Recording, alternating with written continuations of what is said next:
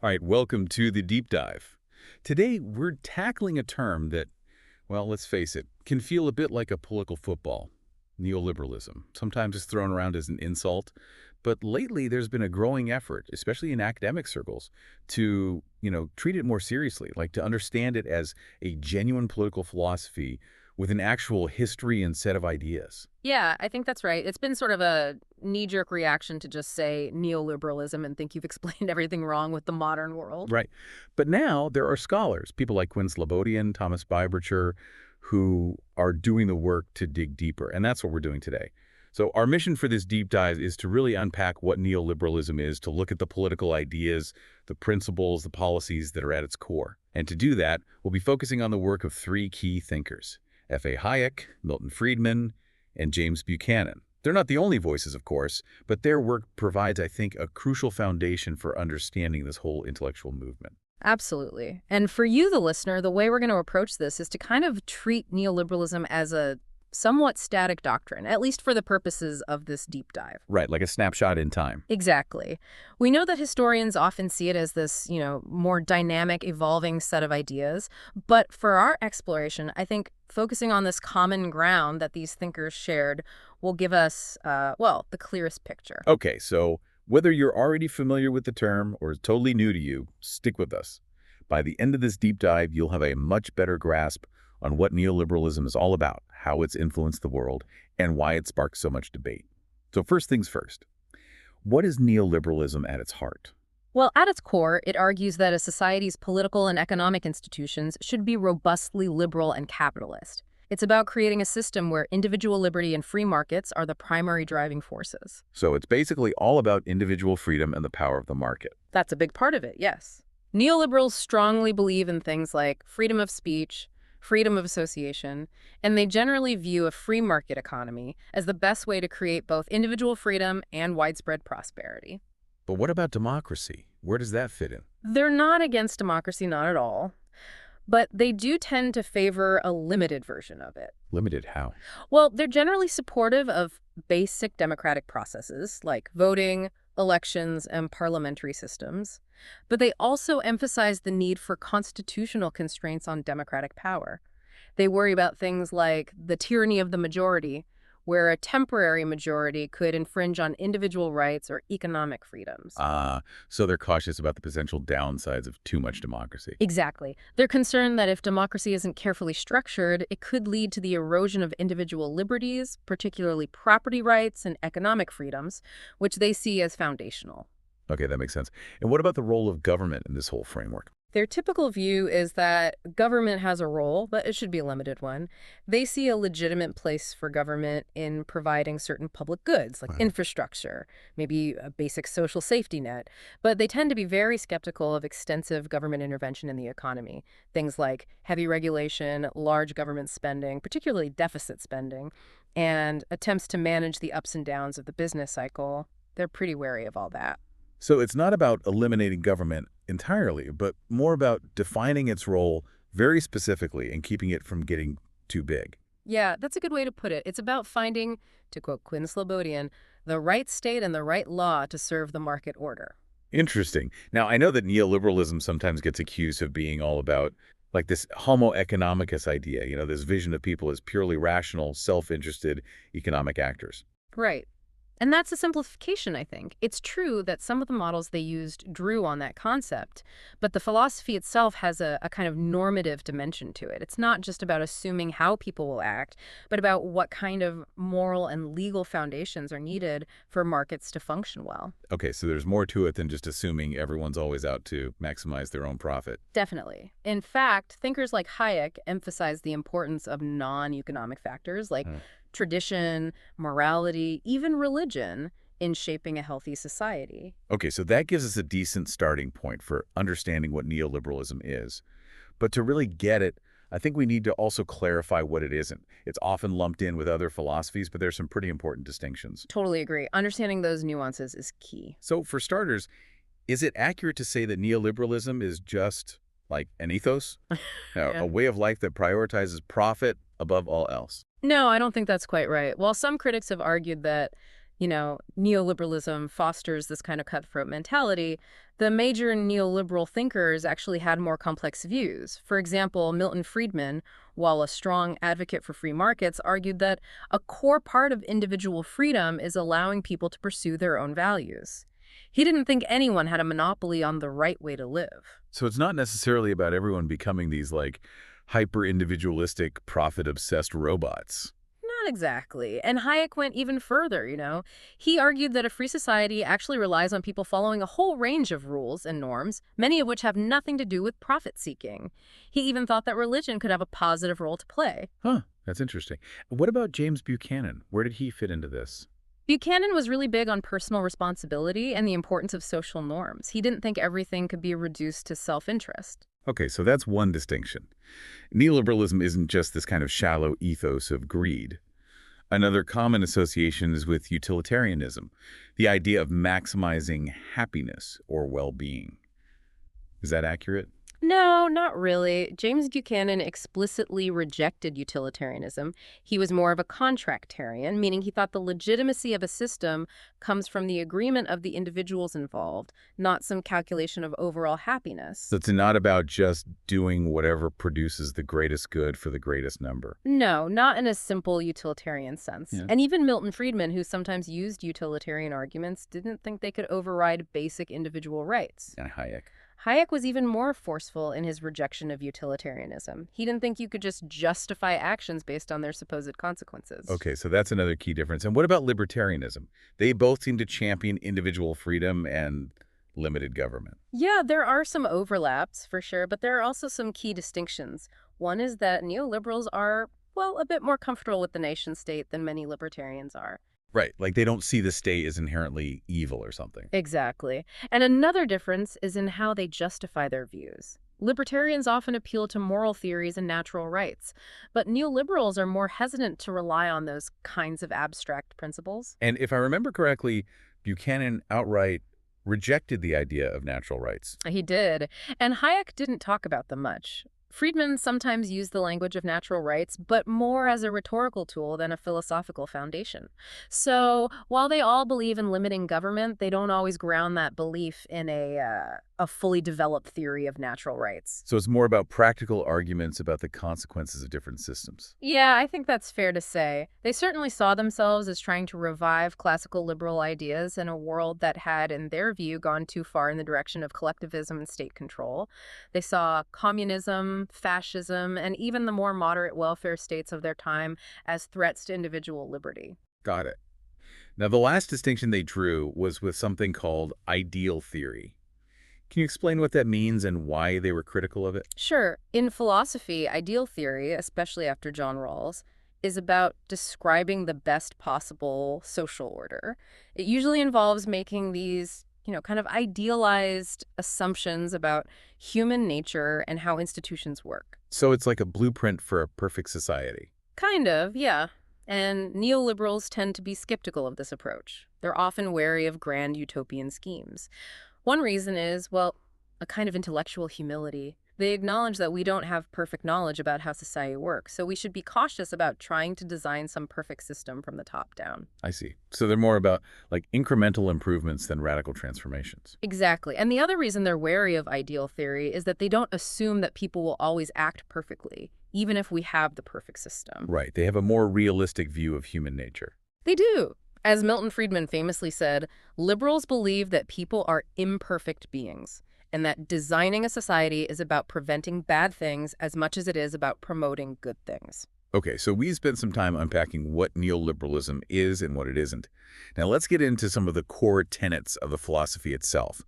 First up is, well, liberalism. That seems pretty straightforward. It does, yeah. At its most basic level, all three of these thinkers saw themselves as defenders of individual liberty. And they understood liberty primarily in a negative sense. Negative sense, meaning? Meaning freedom from coercion. For Hayek, coercion happens when someone is forced to serve another person's will. Friedman had a similar view, emphasizing the absence of coercion as the defining feature of freedom. And this emphasis on freedom from coercion naturally leads to an emphasis on limited government, right? Exactly. For Friedman, this meant keeping the government's role primarily to defining and enforcing property rights, and Hayek, while acknowledging a somewhat broader role for the state, also saw limited government as essential. And the rule of law is a big part of this, right? Huge, yeah. Hayek especially emphasized the rule of law. He thought it was crucial for protecting individual liberty because it ensures that everyone is subject to the same set of known and predictable rules rather than being subject to the arbitrary will of those in power. Okay, so they're big on limited government, the rule of law. What was their fundamental justification for this emphasis on freedom? Why was it so important to them? Well, one of the most common arguments, especially for Hayek and Friedman, was what you might call the argument from ignorance. They argued that we can never have perfect knowledge about how society works or what's best for everyone. So the best way to allow for progress and well-being is to give individuals as much freedom as possible to make their own choices and pursue their own goals. So it's about humility, recognizing that no one person or group has all the answers. Precisely. As Friedman put it, we cannot be sure we are right. He even famously said that the case for a free society rests on the fact that we do not know what sin is. In other words, if we knew for certain what the right way to live was, maybe we could justify imposing it on everyone. But because we don't, we need to leave space for individuals to figure things out for themselves. And Hayek made a similar point, right? About how freedom allows for the use of dispersed knowledge. Absolutely. Hayek argued that the information needed to run a complex society isn't concentrated in one place. It's spread out among countless individuals, each with their own unique knowledge and experiences. So a centralized system can never really capture all that knowledge. Right. And that's why Hayek saw the market as so crucial. He described the price system as a marvel because it allows for the coordination of economic activity without anyone needing to have a complete picture of everything that's going on. He even said, the peculiar character of the problem of a rational economic order is determined precisely by the fact that the knowledge of the circumstances of which we must make use never exists in concentrated or integrated form, but solely as the dispersed bits of incomplete and frequently contradictory knowledge which all the separate individuals possess. Wow. Yeah, that's pretty profound. And freedom wasn't just about individual autonomy. It was also seen as essential for social harmony. That's right. Buchanan, for example, argued that freedom is what allows people with different goals and values to cooperate peacefully. And private property is a key part of this. Absolutely. They all strongly defended the right to private property, including private ownership of the means of production. They argued that property rights are essential for preventing coercion, for enabling individuals to make plans and pursue their own projects without being dependent on the state or other powerful actors. Okay, so that brings us to the second core tenet of neoliberalism, capitalism. How did they understand and defend this economic system? They defined capitalism as a system characterized by strong private property rights and a free market where prices are set by the forces of supply and demand. Basically, a system where individuals are free to exchange goods and services without excessive government interference. And the defense of capitalism was often framed in opposition to its alternatives, primarily socialism and Keynesianism. Let's start with socialism. What were their main criticisms? They had three main concerns: inefficiency, conflict, and power. On inefficiency, they argued that a centrally planned economy simply couldn't match the efficiency of a market system. This goes back to Hayek's critique of socialist planning, which we touched on earlier. He argued that planners would never have enough information to allocate resources effectively. Right, because that knowledge is so dispersed. Exactly. They also pointed out that market competition drives innovation and efficiency in ways that a centrally planned economy can't replicate. And their second criticism was about conflict. Yes. They argued that socialism requires a level of agreement on social goals that simply doesn't exist in a diverse society. A central planning authority would inevitably have to make choices that some people disagree with, leading to conflict and resentment. Whereas markets, they argued, allow people with different values to coexist and cooperate without having to agree on everything. And the third concern was about the concentration of power. Right. While socialists often argued that their system would reduce the power of wealthy capitalists, neoliberals countered that it would actually concentrate power in the hands of the state. And they saw that as a much bigger danger. They argued that economic power, while it can certainly be a problem, is at least somewhat dispersed in a market system. But political power, if it's not carefully constrained, can become very dangerous. It's interesting that they didn't defend capitalism on moral grounds, saying, like, people deserve what they get in the market. That's true. Hayek, in particular, was very clear that he didn't see market outcomes as having any inherent moral justification. He acknowledged that the market can produce unfair results, but he thought that attempts to correct those results through government intervention would often do more harm than good. Okay, so they weren't blind to the potential downsides of capitalism, but they saw it as the best available option, given the limitations of the alternative. Right. Now, what about their critique of Keynesianism? Yeah, let's dive into that. What were their main arguments against government intervention in the economy to try to smooth out the business cycle? Their critiques varied a bit. Hayek, early in his career, focused on the structure of capital goods and the problem of malinvestment. He argued that government policies aimed at stimulating demand could actually lead to unsustainable booms followed by painful busts. But later on, Friedman's monetarism and Buchanan's public choice theory became more central to the neoliberal critique of Keynesianism. Okay, can you break those down a bit? Sure. Friedman's monetarism argues that inflation is primarily caused by changes in the money supply. He thought that central banks, like the Federal Reserve in the U.S., should focus on keeping the money supply stable and predictable, rather than trying to fine-tune the economy through interest rates or government spending. And Buchanan's public choice theory. Buchanan focused on the incentives facing government actors. He argued that politicians and bureaucrats are self-interested, just like everyone else, and that this can lead to government failure.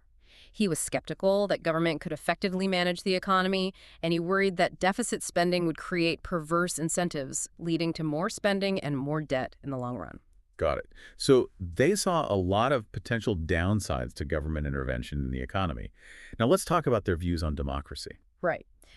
As we touched on earlier, they were all broadly supportive of democracy, but they favored a limited version of it, one with strong constitutional constraints. And what exactly were they worried about? Well, Hayek was concerned about the tyranny of the majority. He worried that a temporary majority could use its power to violate individual rights or undermine the rule of law.